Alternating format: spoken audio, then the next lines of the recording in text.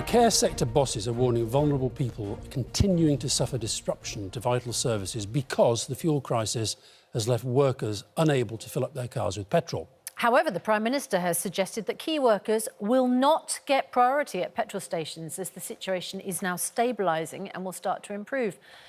Let's speak to a petrol station manager, Danni Tooth, and also a blood transport volunteer driver, Johan Peterser, and the Director of Clinical Services at Dr. Kershaw's Hospice, Adele Doherty. Good morning to all of you.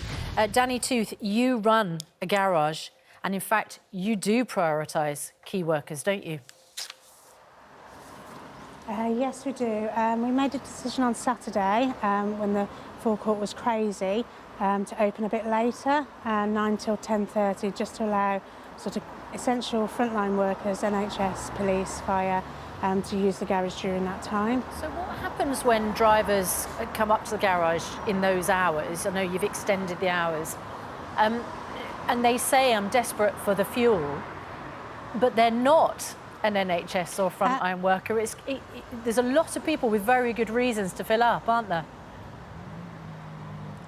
Yeah, and if it is quiet on the forecourt at that time, then they can fill up, but we are turning people away when there's a queue because we open specifically for the NHS and fire, police, that sort of thing. And how are supplies at your garage at the moment? You can see that, you know, cars are able to get in. I don't know how long the queue is this morning. The queue isn't as bad as it has been. The supplies are fine. We've never run out of fuel since last Friday. We're in quite a fortunate position because we are Callow Oils. We do supply our own fuel.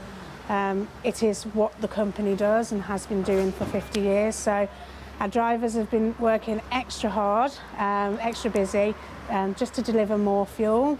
We would normally have 3 to 4 deliveries a week, but at the moment we're averaging 2 a day.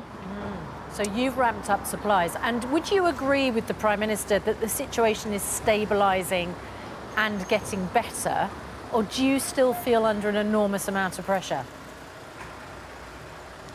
Yeah, it doesn't seem to be getting any better. It's still extremely busy.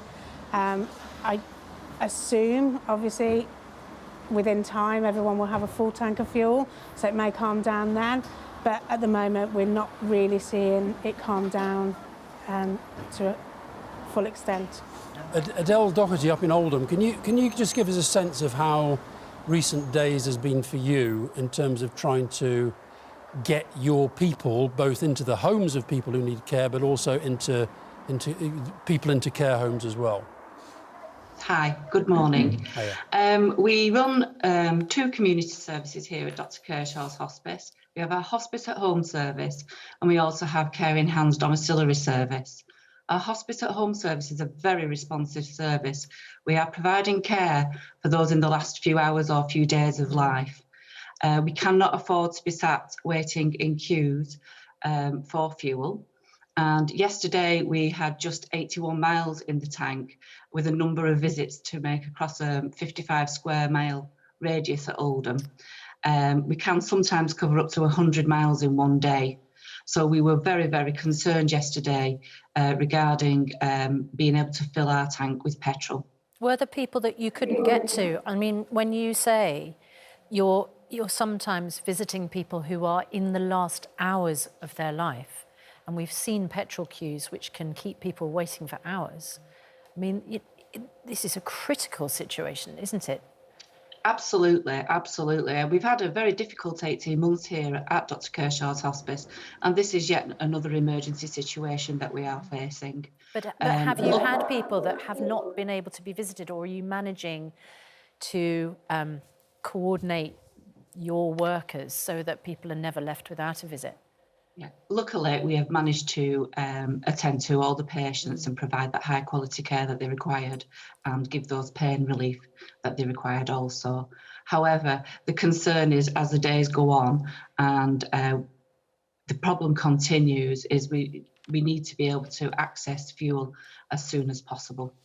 And Johan, you're in the life-saving business. You're trying to get blood supplies where they're needed. How has it been affecting what you do? It's been quite challenging for us. Since Friday night, we've been having issues with volunteers that couldn't be able to go on rota because they couldn't get fuel. On average, our people will do between 120 to 180 miles per trip. So as you can imagine, the fuel only goes so far. And we've been having reports, people finishing a trip and then trying to go and get some fuel and then going from station to station, either being closed, no fuel, or extremely long queues. And as you can imagine, trying to get urgent blood supplies to hospitals, people can't be sitting in a queue for hours and hours, only to get 35 quid's worth of fuel in their tanks. And how did you, and perhaps Adele, you can pick up on this afterwards, how did you react when you heard the Prime Minister say yesterday that there was no need to prioritise those who were, if you like, in essential services? Well, I don't think that's a great message. All emergency services, all essential services, we're here to do a job to make sure people are taken care of. And it's going to become increasingly more difficult to do what we do because we're running out of people with vehicles that's got fuel in it. Adele? Yeah, I completely understand people have jobs to attend to on an everyday basis, but our concern is being able to prioritise the service that we need to do and obtain the fuel. So it would be perfect if we could have some priority. Yeah. So you need more people like Danni. Danni, we need more people following your lead. Yeah, it would be nice, but I don't know how easy that would be to manage with the biggest chains. As I say, we're just an independent fuel station, so we were able to make our own decision to do that, and we do think it was the right decision. Yeah, Johan, when you're on the petrol forecourt, what do you think is the biggest problem that is causing this buying? Because, you know, as we've said, all of you have a reason to fill up, but then people getting to work doing, you know, a normal job outside of blood transport or hospice care, they also feel like they have a reason to fill up. What do you, when you're filling up, what's the sense you get of the problem? I totally agree. People need to fill up their vehicles to get to work, but there's no need to fill your vehicle right up to the brim on a daily basis. Fill up when you need fuel and just fill up for what you need. And let's get back to normal fuel patterns. Danni, how do you police what you're doing? I mean, if somebody just turned up and looked quite smart and was carrying a little black bag and had a toy stethoscope round their neck and said, "Hi, I'm a doctor," how do you know? Yeah, we have been checking NHS ID, police cards and fire service. It is very difficult, and I suppose people will go to great lengths to just try and get fuel because of the situation at the moment.